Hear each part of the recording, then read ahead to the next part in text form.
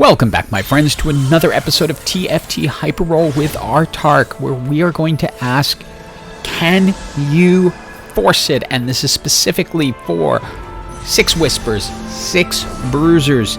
Now, this first game, I'm not going to show you the whole thing because I already did an entire video just on this match.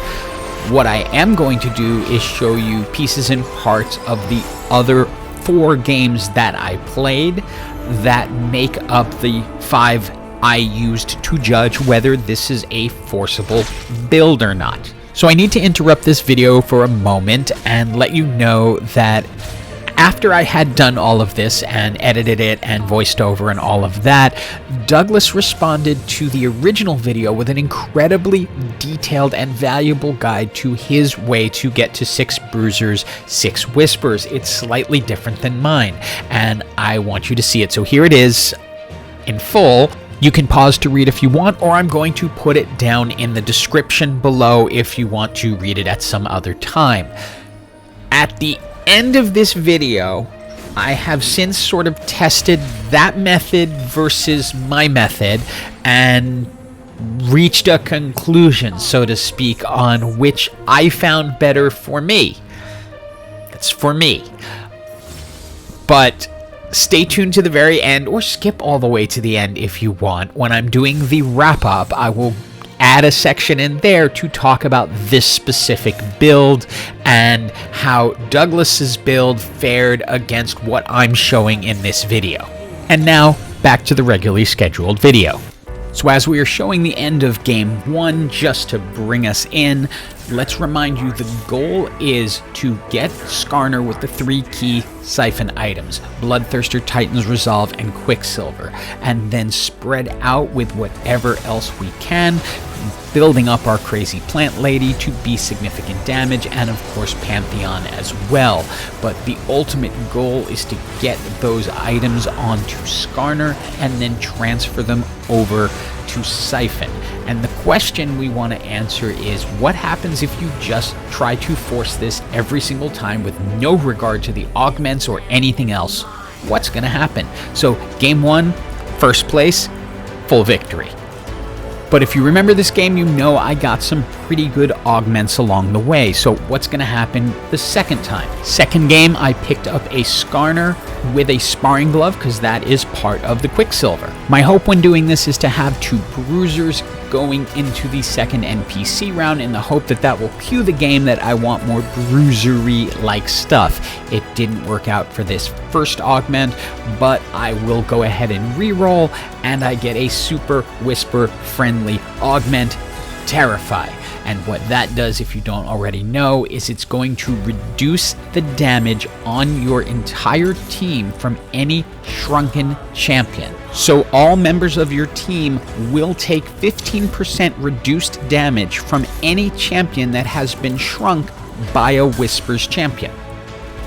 As you can imagine, getting an augment like that early gave us a very strong start. As we headed into our second set of augments, we also had 2 of our Syfen items put together.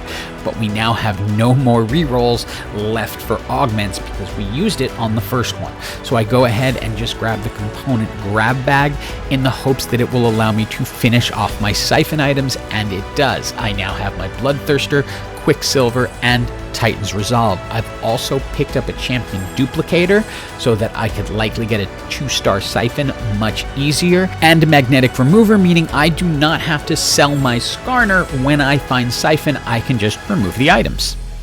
And game number 2 is moving along absolutely swimmingly. I have 5 Bruisers, 2 Whispers. I haven't picked up a Syfen yet, but it would be really early to get that. But as you can see, I'm at the top of the health charts. My Skarner is staying alive thanks to those items. And I've put a Rageblade onto the crazy plant lady, so she's going to power up even more. I find that to be a very good item for her, even though they nerfed it a little bit on her so that it wouldn't be as powerful. It still allows you to win a lot more often than you'd expect. Now here's our final set of augments for this game, and there were 2 valid choices, which was either Exiles or Battle Mage. Battle Mage works really well because you can keep most of your team up front and make them really powerful. However, Exiles would have also worked well because if you're going to have 6 Bruisers, they're going to get a lot of additional health, which will give you a big shield. You would then just have to spread everyone out around the board so that they're not sort of stepping on each other.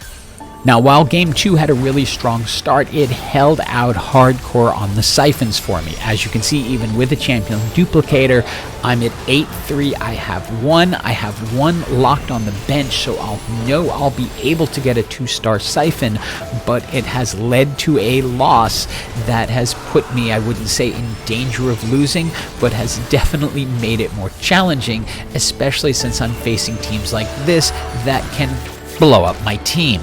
Once I 2-starred the Syfen, I was also able to 3-star golden, 3-star gold my crazy plant lady and my Silas, so my team got really, really strong. So I was able to hold on with 6 health and ultimately fight through to the final 1v1. This one looked really ugly for a bit, but I had a Death's Defiance on Pantheon, so he was holding on, and then of course Syfen is able to do a ton of damage, and as you can see, the other player was saying what a war, because it really was. We had gone back and forth a couple of times, but Syfen is able to finish it off, barely making it, but Game 2 ends in another first place.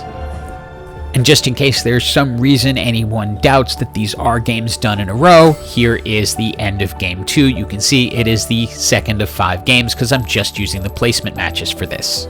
Now for Game 3, I knew I was in trouble right from the start. Do you see the problem?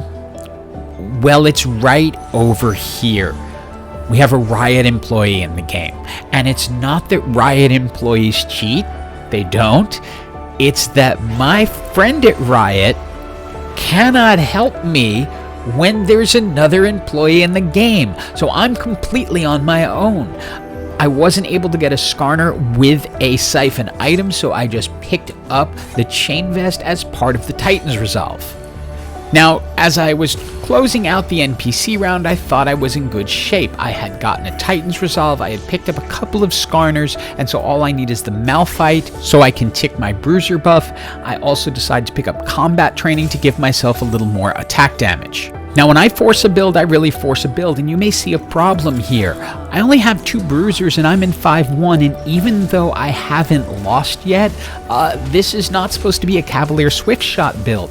I need to find those other Bruisers, but they just have not shown up for me. I also only have 1 Syfen item right now, so I need more, and it's giving me Guild Crest as an option, but I can go ahead and take personal training, and it should give me a Jax along with the ability for my Bruisers to increase in health as long as they stand next to each other, and it gave me an Olaf.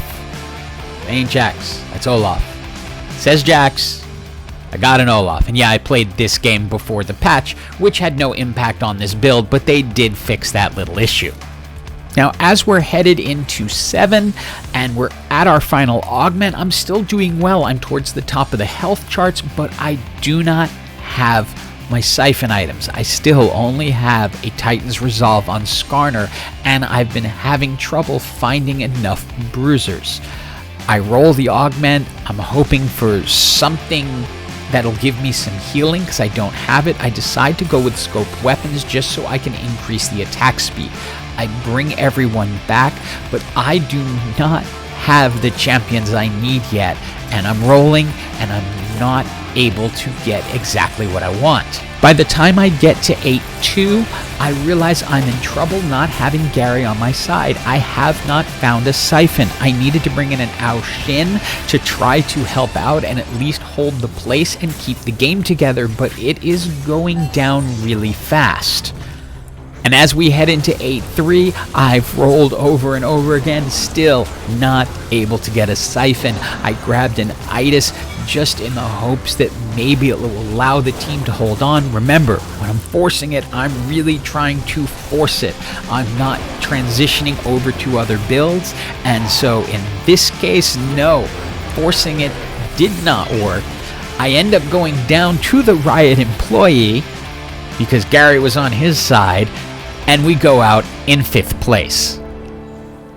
So we shake it off, and There is no Skarner on this board, and the two items I can go for are the Negatron Cloak or the Chain Vest. I decide to go with the Negatron Cloak because that has two places in our items. It's part of the Bloodthirster and it's part of the Quicksilver. Now, I did get an Olaf out of the second NPC round, but no Bruisers to put out. So my first choices, they do not fit the Bruiser Whisper build at all. And my second set of choices, well, guess what? They don't really fit the Bruiser Whisper build at all, but Jeweled Lotus, I guess, can work in the sense that our crazy plant lady does cast, so that can be helpful, but a lot of the other champions they're casting is shielding that they're doing or stuff that is not going to necessarily crit in that way. Now, I have found that bringing in an early Sejuani can help when you don't get all your Bruisers because she is going to increase the health of the champions on the team. This game feels as if it's going well as we're headed into the second augment. I have two of my Syfen items, and we have a decent assortment of Bruisers, and the crazy plant lady is all set to go.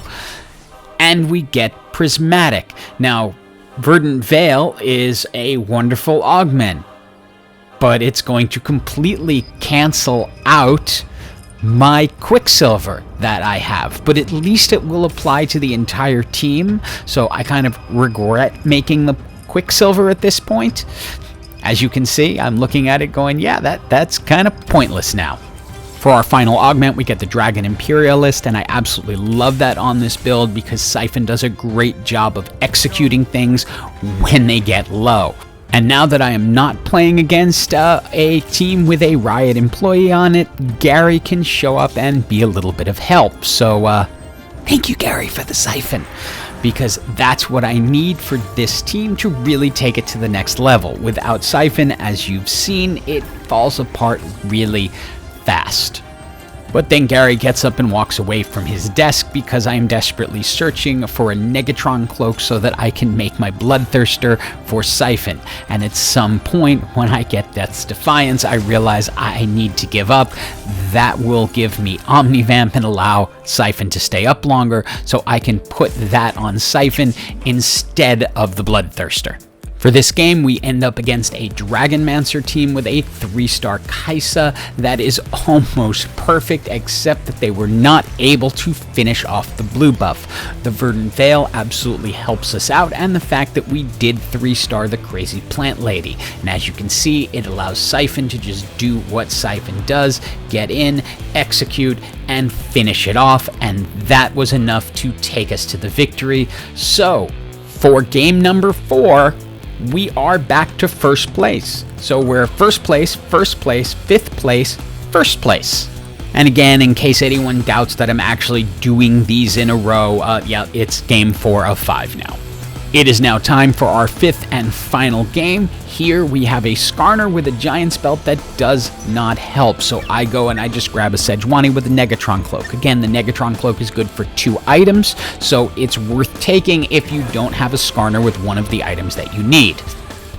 As you can see, by the end of the NPC round, I had picked up the 2 Bruisers that I want and gotten a Bloodthirster onto Skarner, and then I get a Jax out of the NPC round, so I'm feeling really good, especially when I find the Thrill of the Hunt 700, so I know I have burst healing.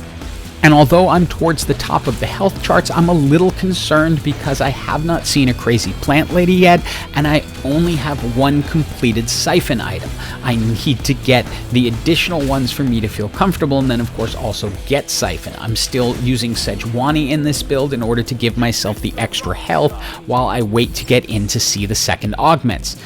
And we have Mystic Augments. Nothing here is really going to fit what we're doing, so I go ahead and roll it, and nothing here is really going to fit what we're doing. Blue Battery could work, Preparation 3 could work, but none of them are perfect. I go with Blue Battery because I'd rather have the crazy plant lady casting as often as possible, but as you can see, she is being incredibly elusive right now. If I wanted a Nyla, I could have it, but no crazy plant lady to be seen, so I cannot trigger Whispers. I finally get her towards the end of stage 6, but as you can see, I've gone from the top to the very bottom. I really had no power in this build, and I got blue battery mainly for her, but when you just have a 1-star with a Rageblade, it's not going to help that much. I almost have all my Syfen items, but I'm in real danger because we're just going into stage 7. I'm already down to 6 health. For the final augment, I could go with any one of these, but I feel Knife's Edge is going to be the best one because it's going to give additional attack damage to my front line, which is really what's going to carry this. I get the Syfen I need, so I'm able to pull Skarner out and put Syfen in and maybe salvage this match. What I am mainly looking for out of this treasure dragon is a sparring glove so I can complete the Quicksilver, but it is just not giving me any of that. I keep rolling, hoping for something, and then see a Tactician's Crown, and I'm like, well, I guess I can make a Dragon's Claw on Syfen, and at least this will give me an extra player on the board, so I can go up to the 6 Whispers right there and still keep my front line pretty intact. This situation, though, is pretty desperate. As you can see, there's only 2 health left, and we're just hoping to survive. I've kind of given up in my head on the idea of this being a first-place game. I guess it could happen, but I really don't think it's possible since I don't even have a second Syfen yet. I just want to try to salvage as much of it as possible. I still haven't found even a second Syfen, and I'm up against a team that I know can defeat me, and I'm just glad that 3 people went out in the last match. This Rageblade Xayah team is going to have a really good chance, especially with the Shyvana just tearing through the back of my team. While my Syfen can do a lot of damage, it's not enough to save me. So in this one, final one, 5th game, 5th place. So let's go ahead and bring up the board to tell us how we did. In the very first game, we did really well, 1st place. Second game, we repeated that with a 1st place. Third game, Gary abandoned us, so we ended up in 5th place. In game 4, back to 1st place. Game 5 to 5th place. Now what we do is add them up. 1 plus 1 plus 5 plus 1 plus 5. Take that, divide it by 5, and this gives us our force score of 2.6. So I think the answer of is it forcible is pretty clear. It's yes. And now I again interrupt the video because I want to explain the tests I ran on Douglas's build. I did the same basic concept, but I actually did it for 10 games. And my force score came out higher. It was at a 3.4. Now, it just might have been bad luck. I wasn't able to get a single win, and I got a couple of 7th places in that run. Due to the need to hold gold until 7, I found myself getting into 7 with fairly low health and then just praying for Pantheon and Syfen to show up. When they didn't, the game went really bad. When they got there, it could bring me to 2nd. I wasn't able to get a 1st, but again, it could just be luck based on what I was facing. Ultimately, the end game is pretty much the same. 6 Bruisers, 6 Whispers for maximum Whispers and maximum survivability on your Bruisers. It's very strong, and pretty much I think with either build you will get to hyper if you just force it every game. It might take a while because 2.6, 3.4, it's really, you're gonna have back and forths. So it's not as reliable as the Astral Bruiser comp was last year because it doesn't build itself, but you can definitely use it.